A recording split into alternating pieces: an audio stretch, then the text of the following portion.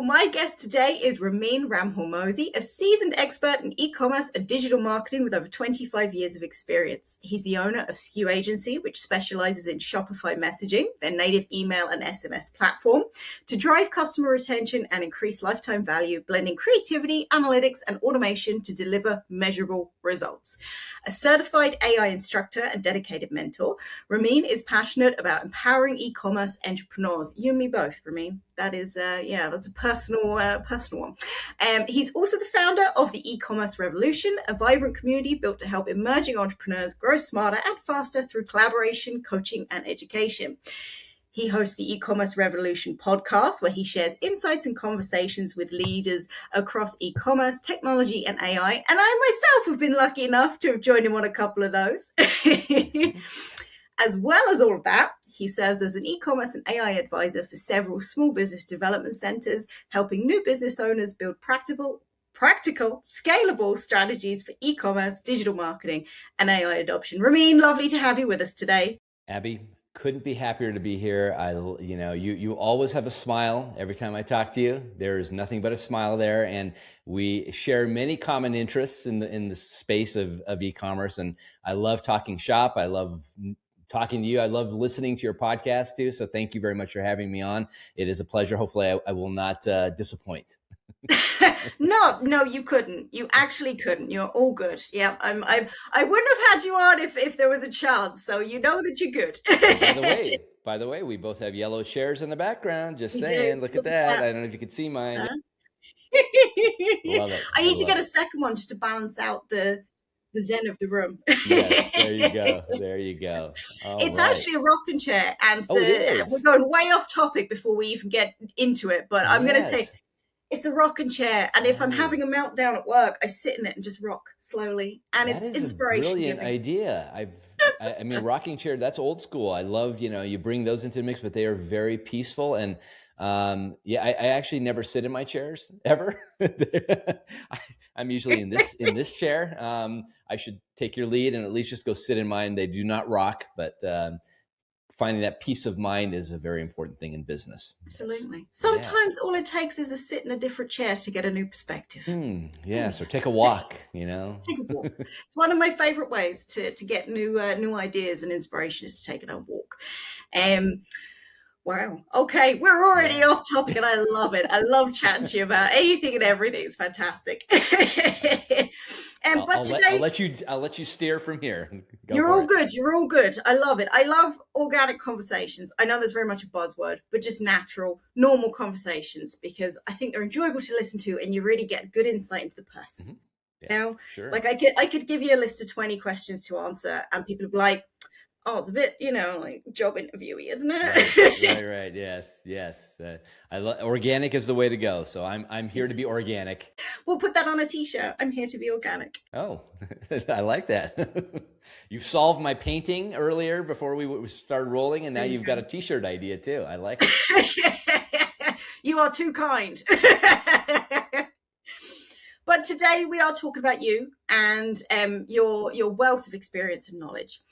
And to get started, I like to David Copperfielder and ask all of our guests, how did you get into the entrepreneurship life? Yes. Oh, great question. Great question to start us off here. I think I was 15 years old, and I'll go back that far. And I was reading Fortune magazine.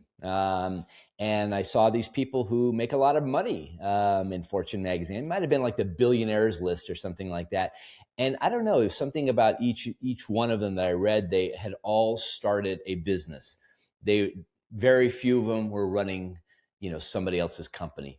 They had all been founders, still founders, maybe CEOs. And it just struck me as like the right thing to do. I just wanted to start a business after that. I didn't know what. I had no idea. I would dream up ideas, and I'd like to say some of those ideas, if I had followed through, would have been billion-dollar ideas. But it became a lot of studying. And I tell my kids now, back then it was very difficult. I wouldn't have known where to start and how to start a business, right? What do you do? What you have to get all these compliance things taken care of, the unsexy stuff of starting a business. But now, I think more than ever, greatest time in history to start a business. I wish we had the things that we have now back then, but yeah, it was definitely Fortune magazine or one of those business publications that really got me to understand that really it's founders are the thing. Building your own business is the way to go. Fantastic. I Yeah. think you are the first 15-year-old I've known that reads Fortune I, magazine. I, I, yes, I was reading that in the Wall Street Journal, and maybe because I thought that that was what business people should do. Yes. I definitely absorb. I've always been interested, Abby. I'll tell you into um, just the entrepreneur stories. I think all the books that there's all these books about telling you how to do things and get better and all that. I don't love those books. I love the stories of the founders. How did Richard Branson build his business? When did it start? What was his aha moment that he had? I think that's interesting. So yes, I've probably consumed every biography on every entrepreneur there is, and if I haven't, please tell me what I'm missing, and I'll read it. There you go, lovely listeners and viewers. Send in your recommendations for Yes, a good please. founder biography. We love it. Yes, yes, I love it. You know what? I think that's a really great way of getting inspiration is to look at other people's stories and their own journeys, because Yeah, I had the lovely Josh Hall on a yeah, couple of weeks ago, and we were saying how, kind of up and coming newbies to the industry yeah, are so inundated with, oh, I made $1 million overnight and you can too by buying my program, that kind of stuff. Yep, exactly. We right. both know Yeah, rubbish. um, yes, and we were just, kind of, you've got to see beyond the rubbish that's out there and be like, okay, this is how somebody did it. They actually yeah, did it, and it did take a few years. Um, but like you say, it's easier now than ever to start your own business. There yeah, are guides out there, there are supports. Whereas kind of a couple of decades ago, it was like, yeah. oh, I have to register as a business and get an accountant Right. and Yeah, I have to do the unsexy, the ugly stuff of running a business, the part that none of us like to deal with. But that's interesting, a point about the uh, what's being fed out there to us, about. So there's that other side, right, where you start to feel as an entrepreneur too. I mean, I've been doing this for a long, long time. You watch that 25-year-old who's on Instagram or on YouTube talking about, oh yeah, overnight success. I don't believe that there is an overnight success. He's just accelerated it, on video. And maybe listen, maybe I'm wrong. Maybe there are some exceptions to this, but business takes time. Business is a long process. There is no way. There are great days. There are bad days. There are days in the middle. It's messy, entrepreneurship, but at the end of the day, you walk out of there, it's yours. It's your messy thing, right? You get to fix it, and you have the control to do it. And I do some of those videos. I chuckle, but they also get me too. So I'm like, oh, well, how did he do that? What? it's, you know what, kind of, if I'm ever kind of like, oh, had a rough old day, and like I'll open up Mhm. Instagram and there'll be a tech bro or something on there, and I'm just like, how have you got all of this stuff? Like, is it all rented just for kind of a Right. day, and then you schedule out your Yes. post for like 6 months afterwards? How are you Yeah. doing this? Okay. Yeah, and I get that talking about that is, probably exciting because they know that the viewer on the other end is probably going to be, especially a younger, audience is going to be, I think, a seasoned business people look at that and say that's not real. And I like to tell the truth, to my clients. I like to let them know that, yeah, it's all of those things. That there are wonderful days, there are amazing days, there are days you jump up and down, and there are days you have to go take a walk, right? Because you have to, or sit in the rocking chair, as you mentioned, and rock a little bit just to, get past it. So it is all of those things, I guess, at the end of the day. But I wouldn't trade it in for the world. Yeah. Yeah, Yeah. I think I love your transparency about it, because you show the highs and the lows of this kind of life. Mm, Entrepreneurship is not for everybody. right. It is tough, but if it is for you, it's everything, and it's Yeah. it's so enjoyable. I've had ups and downs in business, and I wouldn't trade it for anything.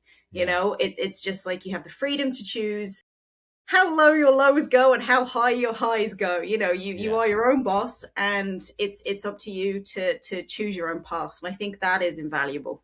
Well, when I read your newsletter, which I do every single time you guys send out one, you're definitely, you position, the team. You're always putting the team forward, talking even down about the, weddings that are happening and all of these things, real things, because all of those are part of this entrepreneurial journey, right? Everything is, you're going inside and taking care of your kids, or running from this place to that place. That's all part of that same thing, because you're trying to carve out some time in your day to make all of that happen. Yeah, I guess neither one of us are going to trade it in, so we're doing it.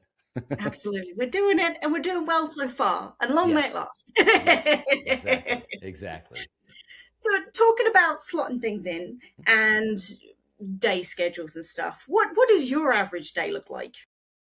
Well, let's see. It's 9 o'clock in the morning, or a little bit after. What are we at? 9:22, and I'm recording this podcast with you. And then I will have probably on a day like today, I will be doing a webinar training on some topic around e-commerce, and then I will have back-to-back sessions with clients, small businesses, which I really love to do, because it's a give back to kind of to share some of this knowledge, the real knowledge, I guess, that we're talking about here.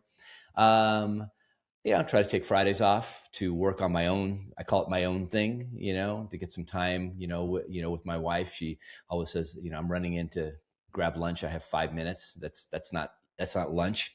That's, you're not eating lunch. You should, take time. And it's true. But I tend to be a little, I move, I like to move, in there. And if there's a cancellation these days, I'm taking a walk, forcing myself to go to the mailbox, because our mailbox is outside of our area. So it's good. It makes me walk there. So, because I do see now finally the value of walking. I've heard of the value of walking, and I have walked before and felt it, but now I'm committed, to doing it whenever possible in there. But yeah, it's a day of a lot of talking, a lot of helping, training, teaching, everything around e-commerce. Obviously, AI is involved in pretty much every conversation now.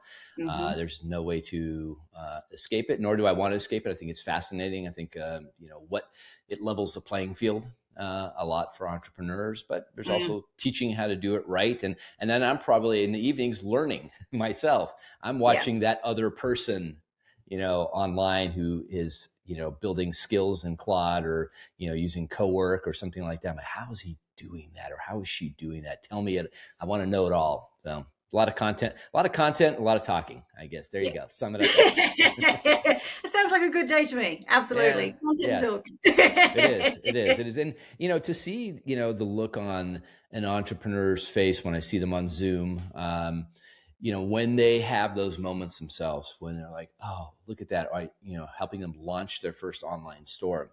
And it always amazes me, because I've been in e-commerce for, we're going on 27 years now, to see people just launching now. It's beautiful. It's a wonderful thing. They are very lucky that the technology is much better than it was when I first did, my first business, and then my second business a little bit better, because the tech got a little bit better. But it's just a wonderful feeling.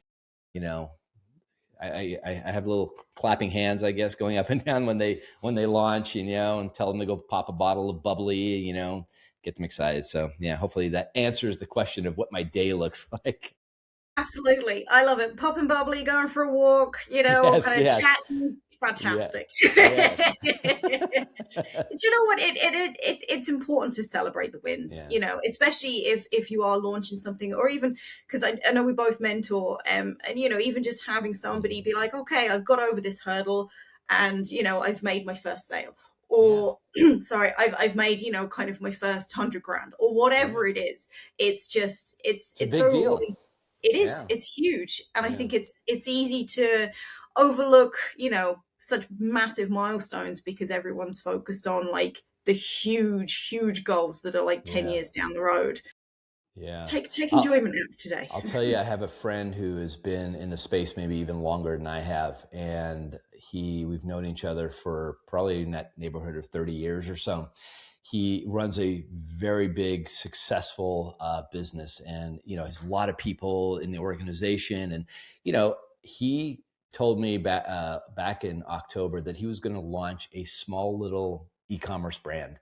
And I thought that was so cool. It was a passion project for him. And I love this idea because, this was taking him back to his roots of when it all started back in the day, type of feeling. And, it got me thinking too, like, what would if I were to go back and launch an e-commerce business now, what would it be like? But I think as you evolve in your business, doing those things where maybe you can go backwards in time and do something, a little small thing on the side, it keeps you fresh, keeps you energized, excited, and satisfies, I guess, that you're scratching that itch that's there.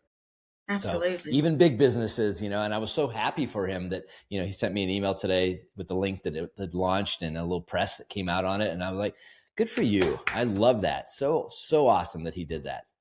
Absolutely. It's good to kind of revisit why we started our businesses in the first place and reignite that passion. I think, I was chatting to someone the other day, and we were saying, how enjoyable it is kind of launching and growing, the first year or two of a business. Mm-hmm. And sometimes you want to revisit that, just that magic of, Sure. hey, let's do this. So yeah, how do you kind of maintain that enthusiasm and new creativity, kind of across all of your brands? I guess the best way to answer is that I have to always be doing. I always have to be, something new. We talked about, revamping my podcast earlier before we went on, and that's a thing to me. So that becomes a project. Revamping the approach we're taking with SKU Agency, and all of these things to me are, you can't be stagnant. So, it does take time to revamp things. And when I'm speaking to entrepreneurs, 5-6 hours a day, it's very hard to get the time to do those things. But that's what gets me excited. That's what invigorates me. And, I go inside and I talk to my wife, and, she has her own two businesses that she runs. We have a short-term rental business with multiple properties, and we're talking about that. And she's got her retail store that has e-commerce. We're talking about that. So I guess hearing other people, getting inspired by talking to loved ones and entrepreneurs, but then also going and build that thing, launch that thing. I mean, as I mentioned, when I heard my friend launch this e-commerce business, I got, maybe I should, what would I do? And I started thinking about what tech stack would I use if I were to launch an e-commerce brand today. And I was like, well, maybe I should write about that tech stack first and talk about it. And then maybe, who knows? Maybe you do one, you do one in there and just have fun with it. Absolutely. Yeah. With so many opportunities available, especially now kind of with AI, kind of you don't need 100% skills and kind of a lot of things now. It's really kind of opened doors up to people that say wouldn't be overtly, graphically skilled or, kind of development skilled, that kind of stuff. Yeah. How do you choose which projects to focus on? Wow. Yeah, that's a deep one, Abby. Oh boy. I guess I would say that I tend to be a little, maybe this is a little spiritual, if you will. I always used to think one day I was going to write a book about the spirituality of business, and I go in and out of this, concept. But if you try to force things, I don't see them working necessarily. But if you let things flow, I'm reminding myself of this right now, that's the way. But I look at the things, what gets me, what excites me, and really, right now, helping other people, build their business, launch, learn how to use email marketing properly, discover the tools, the AI tools in there. That's, where I tend to put my priority in terms of that. But, got to make time for myself too, I guess, and the things that I like. And to your point about AI, I think it's a very interesting time, because we do feel like maybe we can do things that we maybe shouldn't be doing. So I don't think that's a great thing. I think you should know something about what you're about to do before you do it, because otherwise maybe you're not the right person to speak on the topic, just because Claude or ChatGPT help you write an incredible outline and you turn that outline into a presentation. If you don't know what you're talking about, maybe you should pump the brakes just a little bit. Yeah. Stay in your lane a little bit.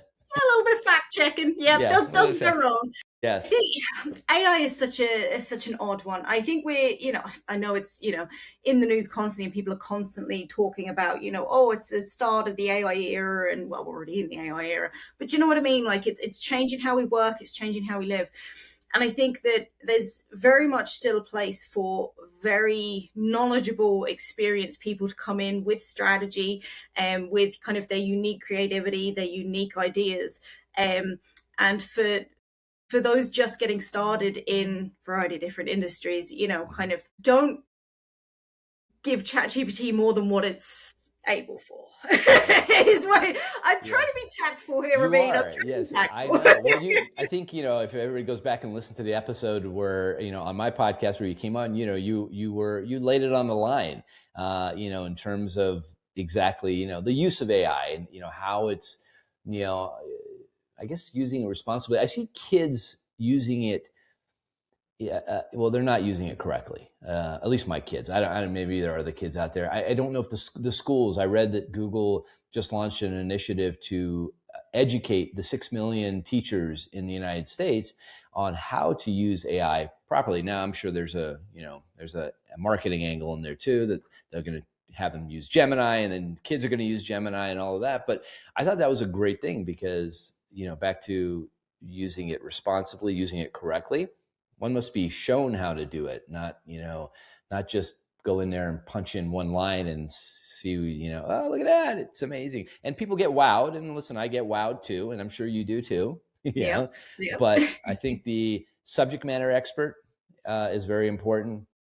Make sure you know enough about something. Don't just think you can grab a bunch of YouTube videos and shove them into Notebook LM, and then it will. I mean, it'll create a very nice little presentation for you, but what do you really know about the topic? Yeah, exactly. Yeah, I think we're going to see a big push for more AI literacy. I don't even know if that's the correct phrasing, but just AI literacy, because there are no guardrails up for a lot of these platforms as well. Mm-hmm. Showing the children, the youth, how to kind of actually use it responsibly, use it morality wise, and just kind of adults as well, of how to guide kids on how to use it, because kind of we saw exactly the same with the invention of the internet. I am talking like I'm a lot older than what I am right now, but I think it's true. Kind of I remember back in 99 having unrivaled access to the internet, and it just being completely go off and do whatever you want. And I think definitely there's some guardrails for kids, but also for businesses as well. There's been a huge uproar in this country and the US, I should imagine, of companies using AI imagery, videos to promote stuff. It's like even a local takeaway here in Ireland. They were using fake photos, AI photos for all of their dishes. And it was like, none of it looks like that. Is that considered false advertising? It's definitely not a moral use of AI. Yeah. It's interesting. I mean, I'm sure, when I speak like this, I sound like the old guy in the room, but, I love it. Listen, I absolutely, I think it's amazing. It is leveled. It has taken my business, in directions that I could never imagine. Productivity. And I do pay attention. I track, like, all right, that used to take me this long. Now I've shaved it, by, 50%. I can do these things a lot faster. As long as the output is good, it's very important. And as long as I'm, fine continuing to speak and talk and understand the subject that I'm about to present. But I do think, I see, it's moving very quickly for young, and they are not using it the correct way. And they just think that that's just the way it is. Right. And maybe it is down the road. I don't know. Maybe, it's going to be coming straight out of their brain and into the device, and the device is just going to take care of everything. And boy, are we going to have a very lazy society. Yes, yes, yeah. Mind you, I mean, as you say, kind of the possibilities are endless with it. I Yeah. know a lot of agency owners and kind of company owners that are literally taking sales calls with clients and feeding it Hmm. into, say, Claude, asking it to create a proposal presentation based Sure. off of the Yeah. solution that they came up with on the call and use this branding. And 2 or 3 rounds of revisions later, and they have Yeah. something that would have taken 6 or 7 hours to make is now 20 minutes. So I mean, Absolutely. it's huge for automation and just speeding a lot of very mundane menial tasks up. Yeah. I would say in the podcast world, I mean, you see it, Mm. right? I'm sure after this, when you're done with this podcast and you're happy with it, you're gonna, can take it and run it through, Riverside will take care of it for you. It'll literally give you all the clips you need. And I think it does a very good job. I don't think it's an excellent, there's still, areas that I would say, that wasn't a great clip, but if I get 10 clips, I'm sure I could probably find 7 that are pretty spot on that I didn't have to go and spend time looking at and paying attention to. AI took care of it, and I just put my back end little promo on it, and we call it a day. And then I use automation to push it up to social media, and those are mundane tasks in some ways. Those are like, yeah, we have to do this to get to market, but that's I think you can look at all of those situations and say that's a good thing. That's a good use of AI in that world. And take one thing, make many things out of it. Again, as long as you stay involved and you actually know what you're talking about, and it sounds like it reads properly, and you edit it. So especially, I always wonder about your world, and because there's probably a ton of temptation out there for people, right, to create content, and I've done it myself. But when you read it, and I'm sure you read all of them, and you're like, you could spot them a mile away, right? You can Yeah, spot them a yeah, mile away. And if you're a real organization, a professional organization, I get it. You're probably going to use AI, to get something, but please stay involved and still have a human being, have a yeah. professional like Abby look at this and like, figure, like, listen, it's not really how the world speaks. Adjust that a little It's bit. I think now, so initially, kind of when ChatGPT launched and then Hmm. Claude came along, people were like, fantastic, let's pump out as much content as Yeah. possible. And they were just like, wow, this is so quick and so easy. And a Hmm. lot of people weren't editing it and they weren't putting their own spin No. on it and they weren't checking it. And so I think a lot of readers and a lot of browsers are sick of that AI Yeah. slop. I'm Yeah. not saying all AI is AI slop, but that kind of stuff where it's literally like there's no research, there's no human input in it. I think that people are finally getting very tired of reading that kind of stuff. Hmm. So I'm seeing just in our agency, I'm seeing a lot of people that, will come to us for training on how to write for the Mm, web, how to create branded good. content. And then, yeah, kind of they may hire us to do kind of the cornerstone pieces. Right. But they'll use their own AI to kind of, integrate their own brand voice into stuff going forward because they know Hmm. what good content looks like. And Yeah, it goes back to your point of you still need a subject matter expert to know you what's do. good and what's not and what's going to convert and what's going to help. Yeah. Um, so yeah, Yeah.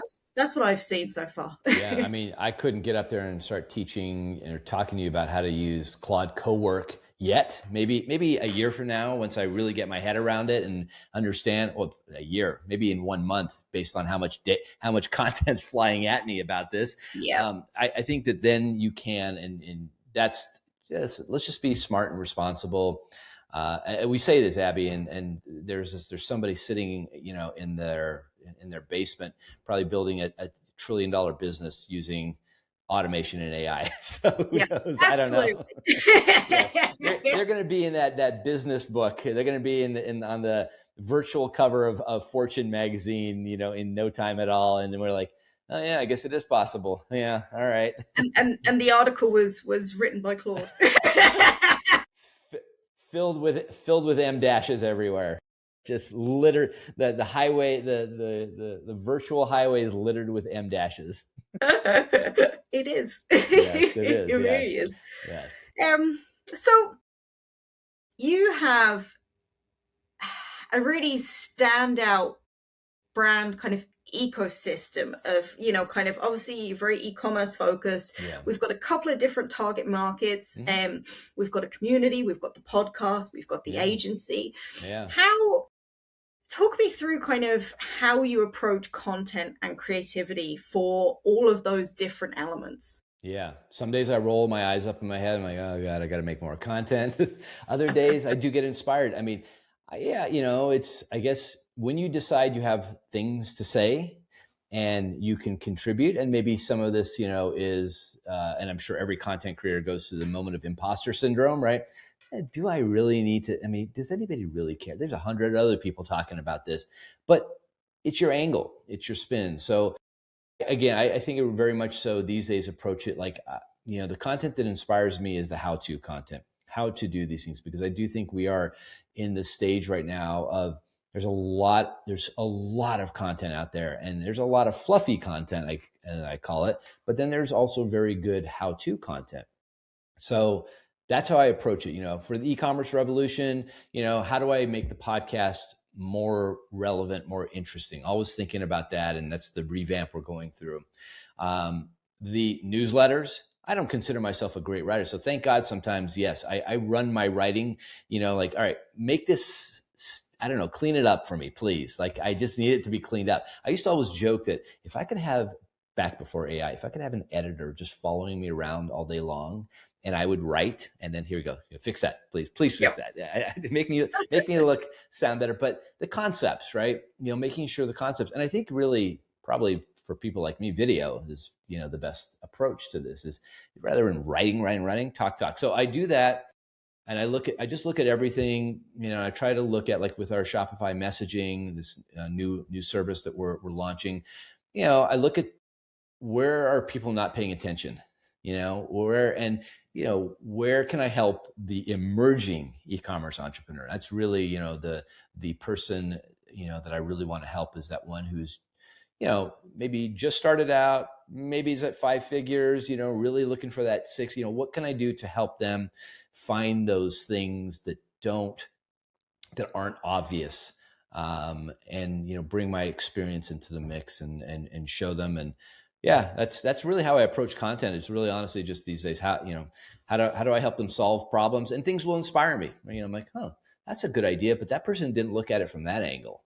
Let me try to look at it from that angle and approach it that way. I love what you do for kind of emerging e-commerce founders and company founders, where it should go back to AI, because that's, everywhere and anywhere right now. There's so much information, just like running an e-commerce, kind of store. There's so much information. It's overwhelming. It's like, here's best practice for this, this, this, and this. Oh, here's the latest new tool to do this. Right. What I love about what you guys do is you strip that all away, and you funnel information for your clients, and you say, this is what's working. We're working with a lot of other companies. This is what's worked for them. It'll work for you. It may work for you, kind of this is what is kind of best for your target audience. Kind of you take all of that expertise, all of that knowledge, and all of that research, because, you're incredibly well read and well watched and stuff with e-commerce in general and AI. And you help them filter out the noise, which I think is really, really important, because it's so overwhelming. It's so overwhelming launching and trying to grow and scale and stuff. It is probably more so. I mean, we talk about the opportunity is, probably greater than it's ever been, but also that comes with the issue of what do I pay attention to, this, that, and which tools should I use, and how do I do these? And filtering that out, is a good way of looking at it. And I think, if I'm going to create content that is helping people, I want to tell stories.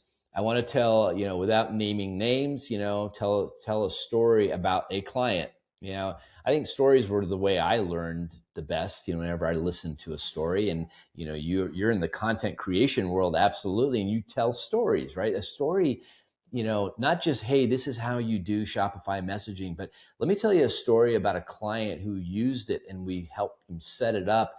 And they were able to start generating revenue. They created a retention business. They did these things, and they did it for nothing, other than their time that was in there. So I do think a story coupled with the how-to is the formula, at least my formula, out there.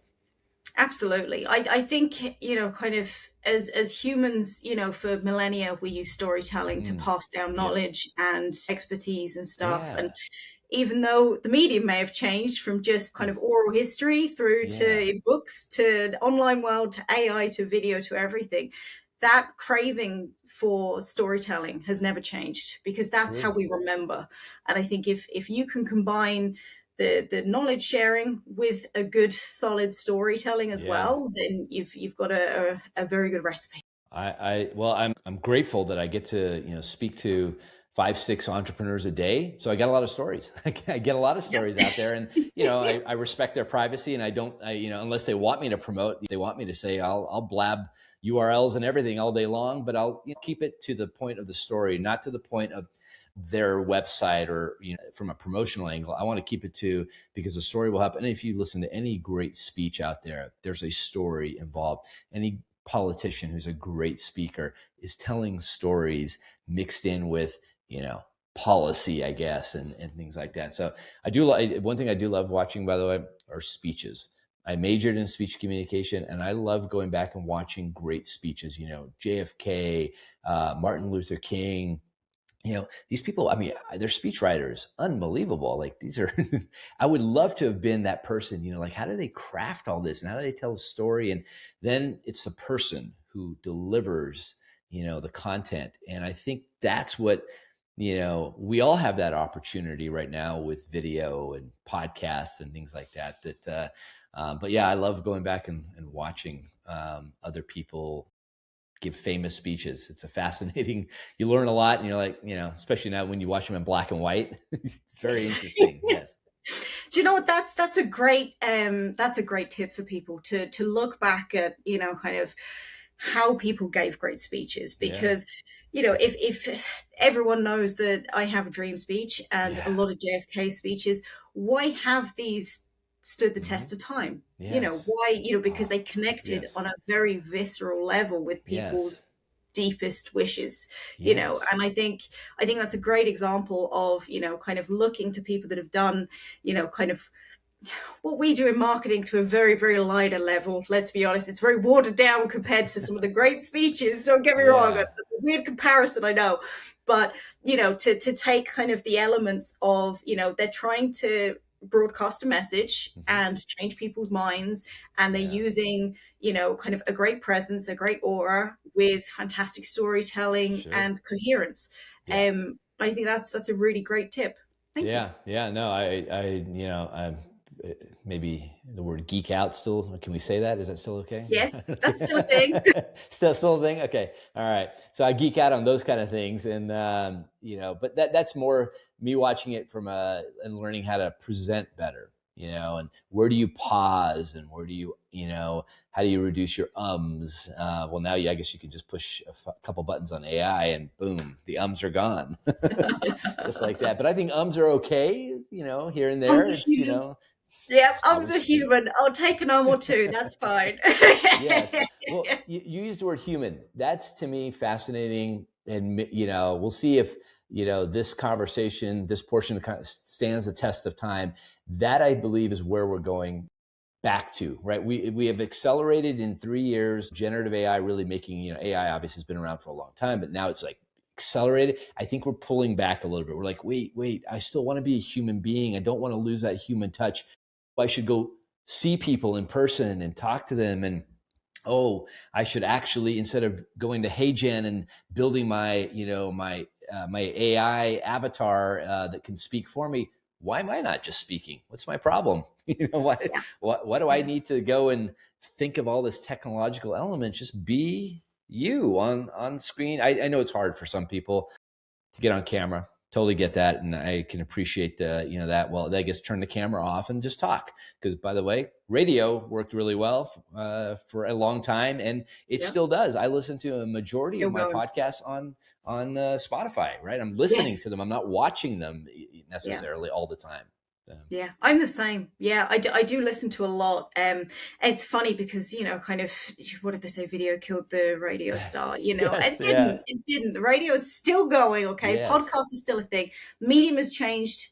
Messaging's still the same. yeah. Um, so I think, yeah, I think that's a really good point. Yeah, so I guess go find that great speech, whatever it is, whatever inspires you, whichever great speaker out there inspires you. Go find that speech, watch it, and see what you can pull from it. Wonderful. Yeah. Well, Ramin, I have two wrap up Mm, questions that I always ask our okay. guests. All Just right. as we come to the end of our episode. Uh-huh. What is the best advice you've ever received? Yes, great. Love this question. I feel like it's one of those moments, like at the end of the podcast, which it is. that very, very hanging on to the word. Okay, so I remember specifically when I was given this advice. It was I was working at a shoe store when I was in college, and there was an assistant manager there, and I was telling him that I was very interested in the displays, setting up the displays in the window. I love that. In addition to selling shoes, I don't know, I just love the creativity of it.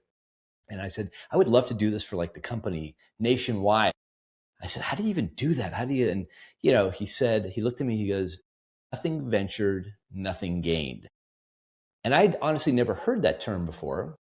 I don't know how I made it that far and hadn't heard it, but I had not heard it maybe in the context of, and I said, well, wait, what do you mean nothing ventured, nothing gained? He goes, if you want it, go and do it, right? Go and put yourself out there. Nothing ventured, nothing gained. And I've always tried to, whenever I feel nervous about launching something, I think about those words. And I remember if you don't put something out there, if you don't get your idea out there, what do you possibly have to gain out of it?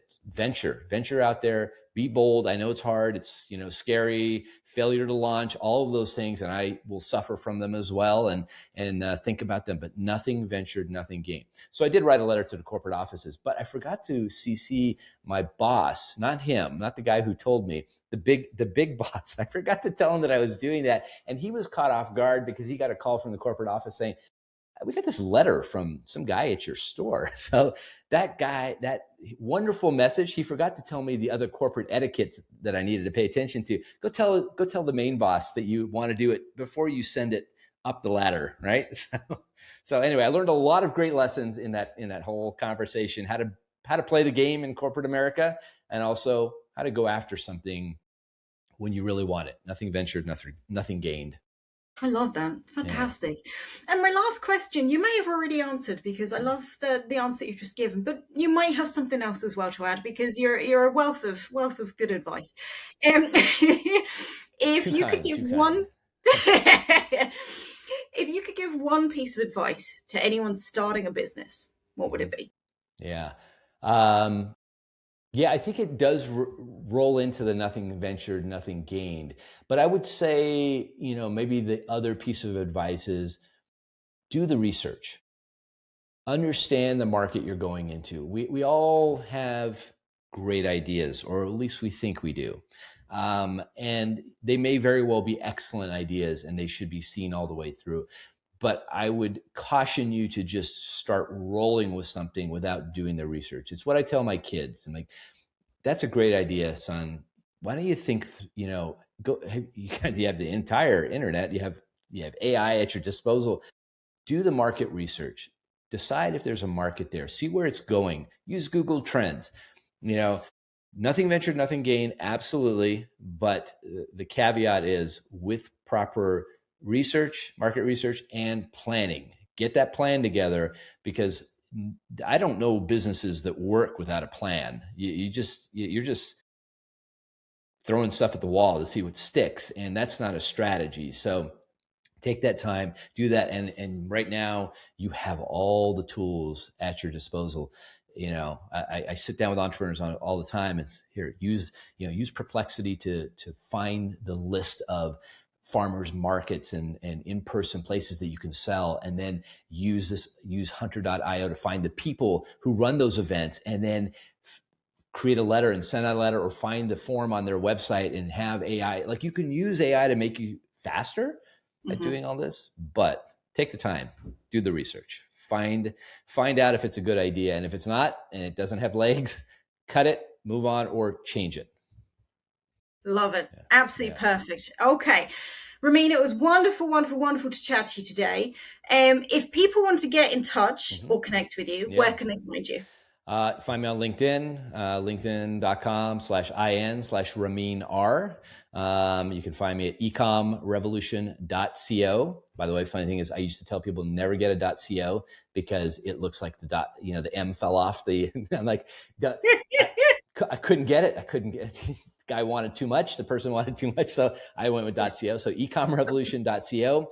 Want to learn about, email marketing through Shopify and their Shopify messaging platform, SKU Agency.com on that one. So we've got a lot of .cos and .coms flying around, and LinkedIn. I will respond to everything, talk to everybody, and I post content out there all the time, and try to be interesting, not just flooding the pipeline with content, but actually hopefully saying things that are of value to entrepreneurs out there. And I got to say, Abby, thank you so much. Really, I love talking to you. I mean, I think we probably could have gone another 3-4 hours and talked, and maybe you at some point would have to sit in your rocking chair, and I would have gone and sat. I would have gone and sat in my chair, and then we could have had continue a fireside chat, if you will. But I love every time I speak to you. You're obviously a ball of positivity and energy, and you were running an incredibly successful business. And I met you through YouGurus back in the day, and you're still mentoring and helping those out there. And I appreciate what you're doing. And I love this podcast. I love what you're putting out there. Thank you for having me on. Thank you so much. That means a lot. Thank you so much. I love it. Wonderful. Thanks so much, Ramin. And thank you to our lovely, lovely viewers, listeners. Have a wonderful day, everyone. Thanks so much. Bye, everybody.